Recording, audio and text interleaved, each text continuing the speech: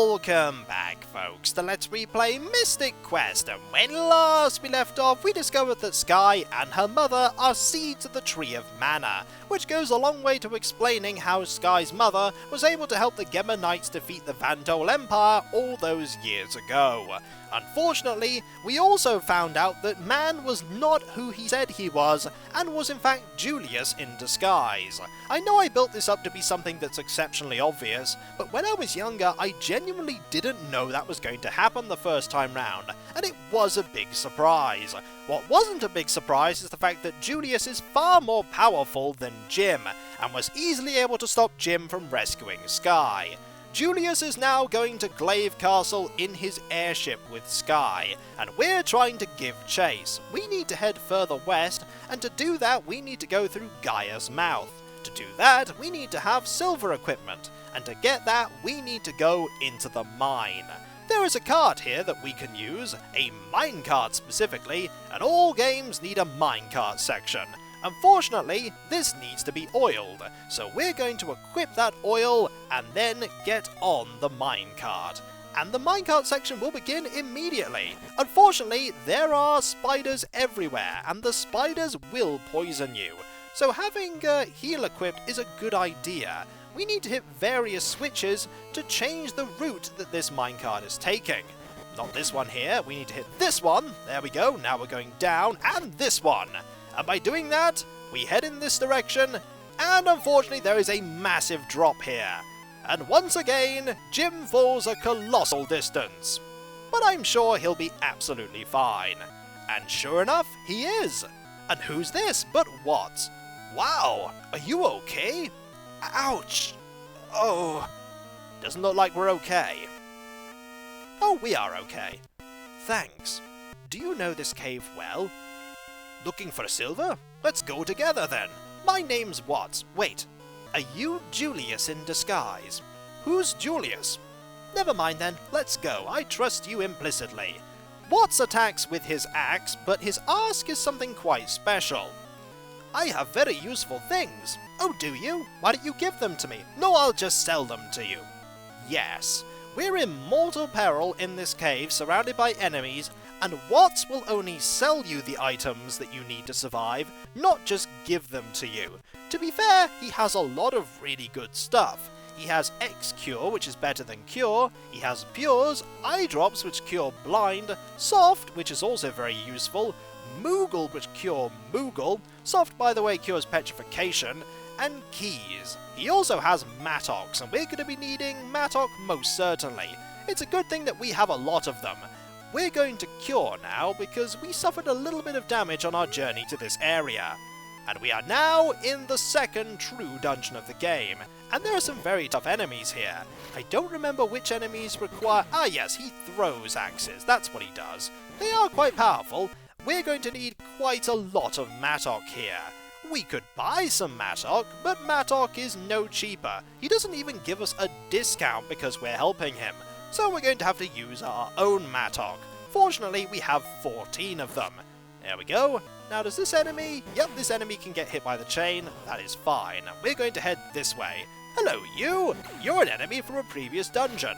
And if you think there's something over there that's important, you can hear that there's something there, so we're going to head this way. What is important here? What a puzzle. We're just going to defeat these foes here. And if we go... Nope, we can't go that way. But if we were to destroy these and press that, we open up a stairway which we can go to. Or rather that we're forced to go to. And heading this way reveals a bridge with lots of poisonous spiders. Fortunately, we're more than capable of taking care of them. Have at the enemies that jump around a lot. One of them does look like a giant jumping shrimp, and the other one looks like an evil lump of coal. I've no idea what they actually are, that's what I'm going to think they are. The spiders are far more recognisable, however. I don't think there are any items here that are particularly special, so we're just going to move on. And the spiders can fire a ranged weapon. I imagine that's spider webs. We're not going to be hit by them, hopefully. I can't guarantee that we won't be, but we'll try our best. Over here is a door, and it is not a locked door. And there are more spiders for us to overcome. They're not that difficult though. One hit of the chain, and they are gone. might as well have the cure spell equipped right now. We want to be at full health if we can, I think we may have already found the boss. Yes indeed, here is the boss. The boss is a giant snake-like creature that winds its way around. You need to be very careful because this enemy will hurt you if it touches you.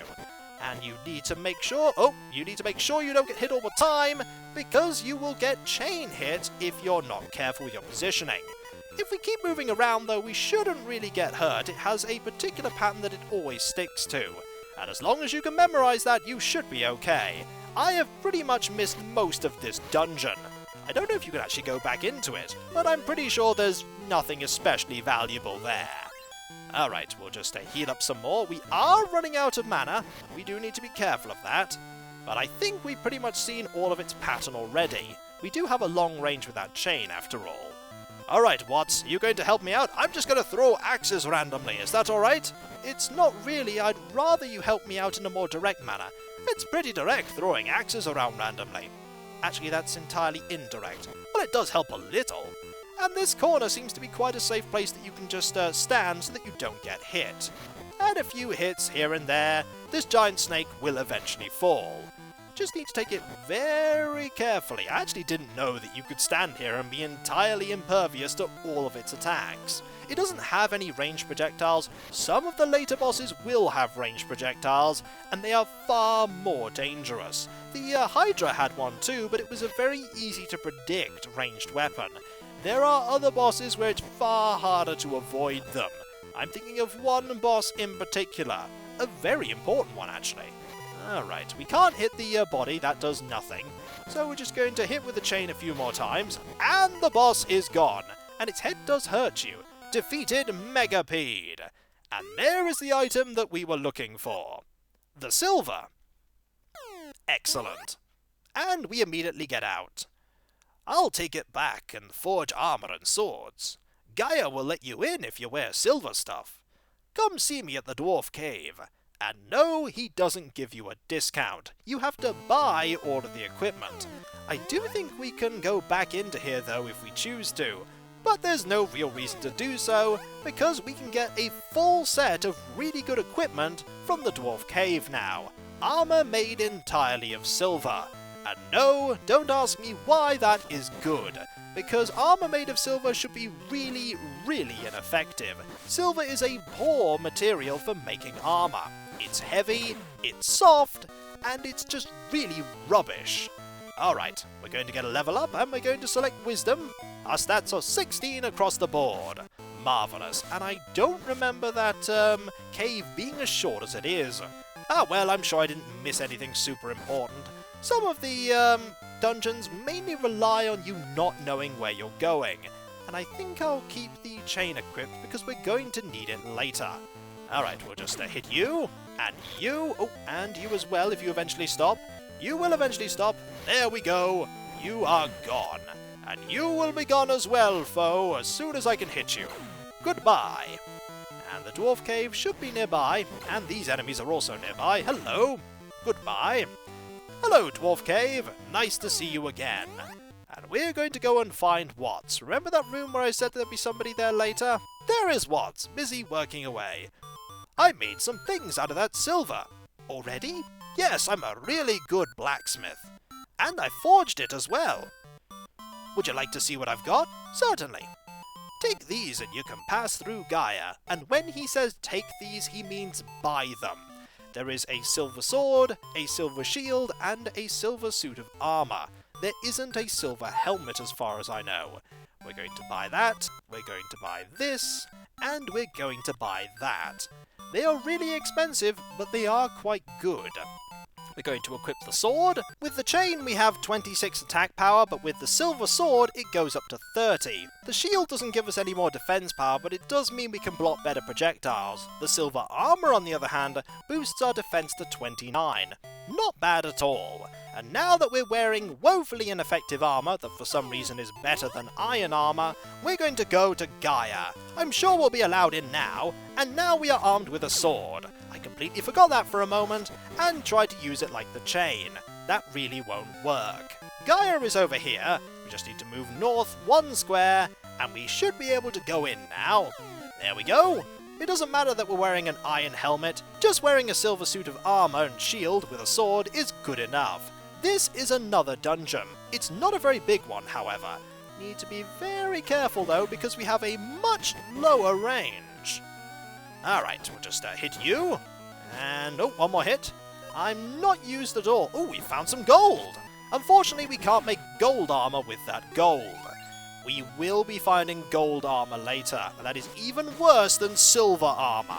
Not in terms of defense and attack in the case of the weapon, because the weapon is better than the silver sword. It really shouldn't be, but it is, and you'll notice that that door is shut. That is because I walked this way. Had to cut out a little bit there. If we walk that way, the door shuts. We have to walk the other way for the door to open. It's not much of a puzzle, but it is a puzzle. And I'm already missing the chain, because the sword has a woefully short range. The silver sword does allow you to hit certain enemies that you couldn't before, however. And here are some spiders. The Gaia dungeon is not that big. We are now out. Let's go. Wait, Jim. Who could that be? Is it Sibba? No, it's Bogard. Bogard! Sky was taken by Glaive and... How did you get here? I've been following you all of this time.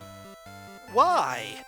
Because I realized that I really should be in this adventure more than I am. After all, I am a knight. Sometimes I forget that I'm actually trained for combat. Why didn't you catch up with us when we were in the inn?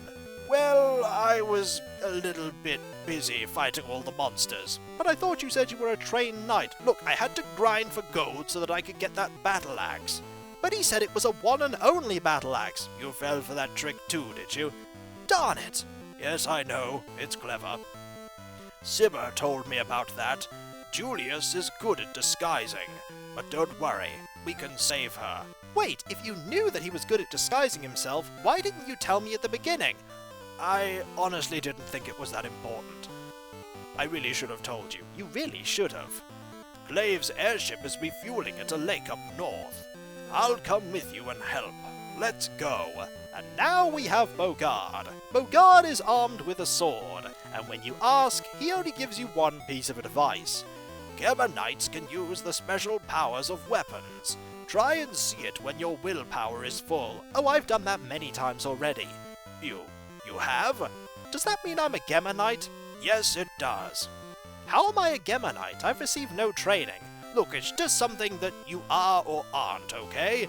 And you're the protagonist, therefore you're a Gemma knight. Oh, alright then. Let's go. And so we need to go and find that airship. And here are the werewolves. But not just one of them, but 4. This is a very typical placement of enemies. They like putting 4 werewolves in one location. We could potentially get there, but I'd rather wait for them to jump over to where we are. I could see if the axe will chop down some of these trees so that we can reach them. Let's see if that works. It does work! Excellent. You do need to be very careful, because 4 werewolves deal a lot of damage when they're all close together. We want to equip the sword again, though. There we go. Much better. And here, I think, is the direction we need to head.